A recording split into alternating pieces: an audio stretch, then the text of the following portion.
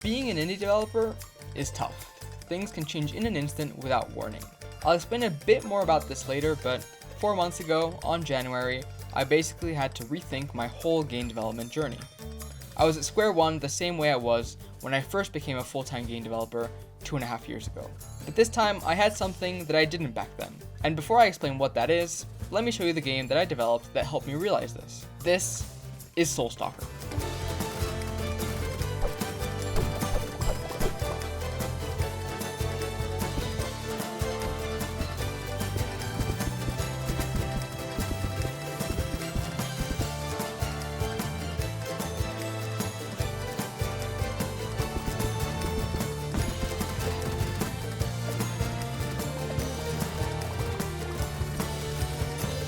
It looks quite a bit like Paper Mario, right? Well, gameplay-wise, it's very, very different. Let me explain. My favorite genre of games is definitely RPGs. More specifically, I love it when they have super deep mechanics that allow for crazy combos. A certain upcoming game with its fusion system seems like it's right up my alley. But so, a few years ago, I played Slay the Spire and felt that same feeling. It felt so good to combine synergies and create your own strategies, but it wasn't an RPG, it was a roguelike. And ever since then, the genre's been right up there with RPGs for me. I even tried to make my own roguelike deck builder like a few months ago, but it didn't really get anywhere because it didn't feel unique enough. But you know, maybe eventually I will one day. That's a bit besides the point, but Slay the Spire made me love this specific kind of game, roguelikes that, if you have enough game knowledge, you can build crazy synergies. All skill, no meta progression, so you can't artificially improve your characters between runs. And the latest game like this that I've been playing a lot of is Rotato.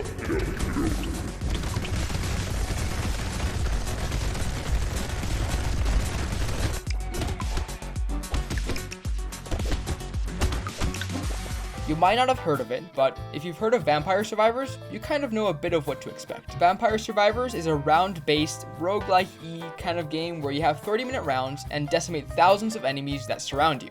It's essentially spawned the bullet heaven genre. Now, Vampire Survivors is a great game and I really enjoyed it, but Brotato is a game in the same genre that does everything perfectly for my taste specifically. For example, there is progression between runs, but it's only for unlocking new characters, weapons, and items. Your starting character will always be as strong on your first run as your last run. On top of that, weapon and item synergies in Brotato are designed very much more loosely, so you don't arbitrarily get a super good weapon from combining two other weapons together.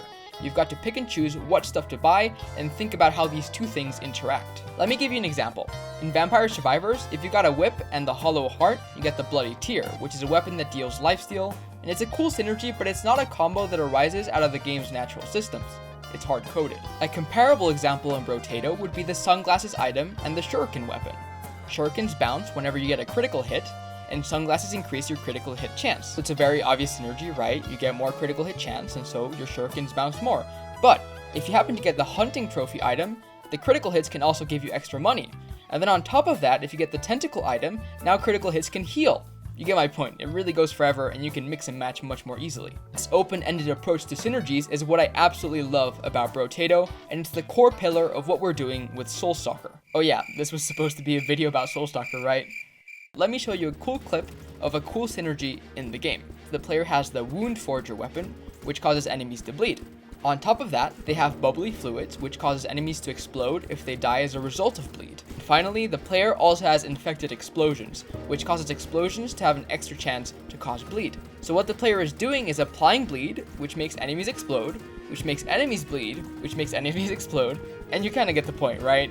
The current demo already has tons of synergies like this. They're not hard-coded, they come up as a result of natural interactions from the game's systems. We actually have a free demo up right now on Steam that you can play, and it has 10 characters, 18 weapons, 37 items, and just tons of content in general. We actually released this demo to coincide with our Kickstarter campaign, which is actually going to end really soon. As of uploading this video, it ends in 2 days, and that's the 6th of April. So if you want to support me in making Stalker as good as it can be, then make sure to back. The link to both the Kickstarter and the Steam demo is in the description. So at the beginning of the video, I explained how I had to start from square one in my game development journey, and how Stalker made me realize that I had something that I didn't back then. And, well, that's experience. I may have been pushed back many steps, but what couldn't be taken away from me was all that I learned from making my previous game, freelancing, and just being in the space in general. Now that I've realized this and I see how Stalker is turning out, I'm confident that I'll manage to achieve my goal of making it the ultimate strategic bullet heaven roguelike. So if you want to follow me on this journey, subscribe, check out the demo and Kickstarter in the links below, and I'll see you in the next devlog. Bye.